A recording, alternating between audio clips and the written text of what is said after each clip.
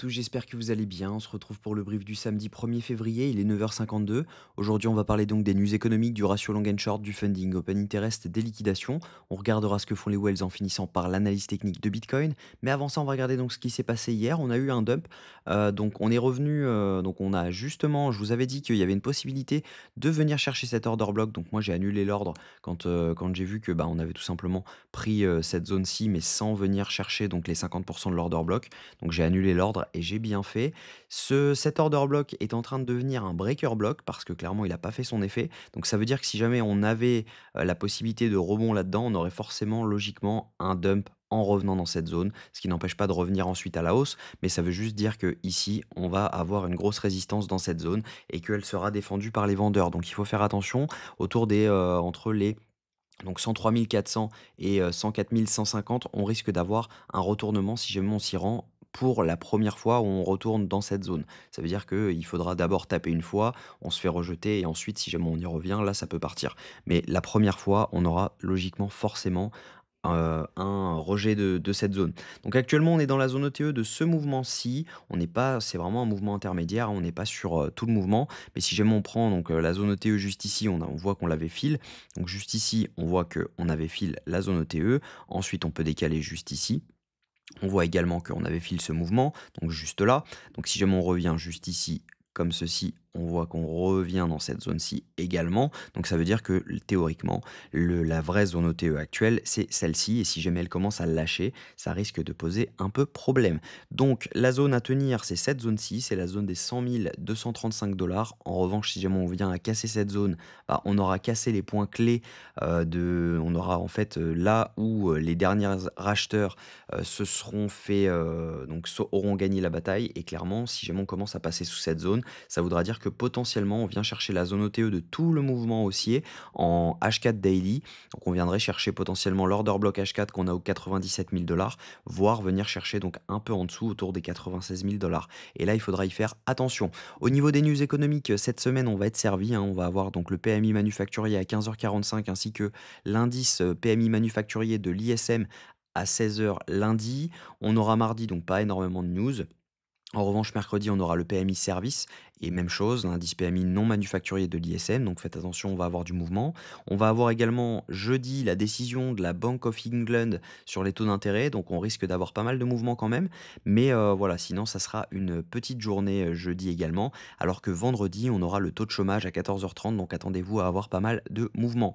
Au niveau crypto bubble, ce qu'on voit, c'est que les alts prennent cher également avec Bitcoin, donc on a pas mal de rouge un peu partout, même si jamais il y en a qui restent dans le vert, on a quand même pas mal de rouge un peu partout. Si on regarde les open interest et les funding, on voit qu'on avait eu donc sur ce dump, et c'est plutôt encourageant, on voit qu'on a eu sur ce dump une hausse de l'open interest avec une baisse des funding, juste ici une majorité de baisse. Ensuite on voit qu'on a une stagnation, voire une légère baisse de l'open interest avec une grosse chute des funding, ce qui veut dire que majoritairement sur ce dump, ça a été plutôt donc du short et potentiellement on a des liquidations qui s'accumulent juste au-dessus. Donc si on regarde les liquidations, c'est un peu ce que ça nous dit. On voit qu'on avait pas mal de liquidations à venir chercher juste en dessous. On voit qu'on a pris le dernier cluster de liquidité autour des 102 419 dollars. On a un dernier cluster à venir prendre jusqu'aux 100 900 dollars. Donc ça coïncide un peu avec ce que je vous disais. Mais voilà, si on regarde, sinon les liquidations sont plutôt à la hausse, ce qui est plutôt encourageant pour la suite. Si je me regarde sur 48 heures, c'est la même chose. On a des liquidations à venir prendre en dessous jusqu'aux 100 900 dollars, mais la plupart se trouvent au nord. Et si jamais on regarde sur une semaine, là c'est plutôt l'inverse. On a quand même des liquidations à venir chercher en bas, en majorité, même si voilà, on a un énorme cluster à venir chercher autour des 106, 107 000 dollars, tout simplement attesté par l'équal high qu'on a au-dessus, qu'on verra ensemble ensuite. Si jamais on regarde donc ce que font les whales sont actuellement en train d'accumuler ce mouvement. Elles ont racheté au moment de juste avant ce dump, elles l'ont racheté, elles n'ont pas vendu sur le dump. C'est plutôt les micro whales qui ont vendu ce mouvement, tandis que les retails, eux, continuent d'accumuler ce mouvement. Donc peut-être qu'ils sont dans l'indécision la plus totale, mais en tout cas, voilà, c'est vraiment les micro whales qui font le marché en ce moment. On n'a pas énormément de mouvement au niveau des whales. Donc si jamais on regarde techniquement, on dit que potentiellement on est dans une zone de rebond, on est sur une zone clé parce que si jamais on perd les 100 000 dollars, les 100 200 dollars, ça pourrait être problématique. Mais voilà, le dernier cluster de liquidité se trouve autour des 100 900 dollars. Donc on va se placer la ligne autour des 100 900 dollars. Donc voilà, le dernier cluster de liquidité se trouve dans cette zone-ci. Donc on peut l'écrire, liquidation. Hop, logiquement, on est censé venir chercher cette zone au maximum, ce qui coïnciderait donc avec la trendline qu'on a juste ici potentiellement. Quand on trace ces 2 points, potentiellement, on peut rebondir sur cette zone et ça pourrait être plutôt encourageant si jamais on faisait quelque chose comme ça parce qu'on prendrait les dernières liquidations et derrière, on pourrait potentiellement repartir, donc être rejeté dans cette zone, donc potentiellement premier TP de ce long et derrière pouvoir potentiellement repartir à la hausse complètement.